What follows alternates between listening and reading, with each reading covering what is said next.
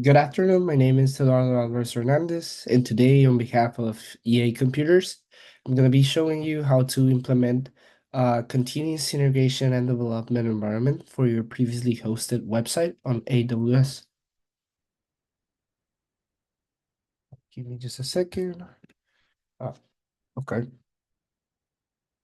Hey, well, to start off, we're going to be using GitHub, uh, which serves as a version control and storage repository for websites' code base.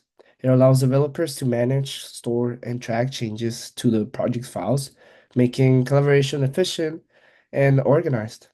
With this ability to integrate GitHub with AWS code pipeline, we ensure that every push and commit to the repository triggers the CI/CD with pipeline, which is the continuous integration and development pipeline. This automation streamlines updates and deployments, enabling teams to focus more in the development process rather than the manual deployment process. And we're also going to be using AWS pipelines, as mentioned before. This is a core service that automates the CI/CD workflow. It orchestrates the build, test, and deployment stages, ensuring that changes to the code base are automatically propagated to the hosting environment by defining a clear uh, pipeline with stages for fetching, deploying, and managing updates. Code pipeline most like best strength is that it reduces the potential error that could happen with this manual deployment processes. So up next, I'm gonna showcase an example of how this process of continuous integration and deployment would work with my website. So I'm here. This is my current website.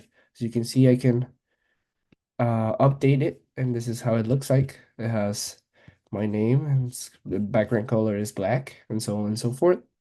So for this, I'm gonna go into my preferred code editor, which is VS Code. I have cloned my repository, and I have the files here that I have uploaded to my remote repository, and which for now are the same ones as in my S3 bucket, which is a storing container, a service by AWS that we used in the previous video for Project 4 and implementation. So here it is. Here's the code. The changes that I'm gonna do is that I'm gonna change this text. I'm gonna change it to just Eduardo Alvarez. And I'm gonna add a dash and the class number that I'm in. And I'm also gonna change the background to probably color gray just to try out new things. So here I have identified the section where I want to do the change.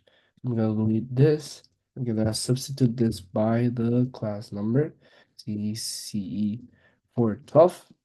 I'm gonna save the change. I'm also gonna go to the style, change the background color to gray. I'm gonna save it, and then as mentioned in the documentation, I'm gonna add these files as a process for committing into GitHub is. I can check the files that I've modified with git status. I type git add, and a shortcut for to add all of these files is just git doing a start. We can check again if the files were added correctly. If we're doing git status again, we see that the changes to be committed include these two files that we have modified. So now we commit them with a meaningful message. So I'm gonna type change of header and background color. Uh, and before doing this, I want to show you in my GitHub repository where all my files are stored, my commit history, so you guys can see that the last change I did is has the message revert background change as the for the testing that I was doing before this. So after pushing this change, uh, the most recent one should say change of header and background color. So I commit this, and now I gotta push it to the remote repo by typing git push.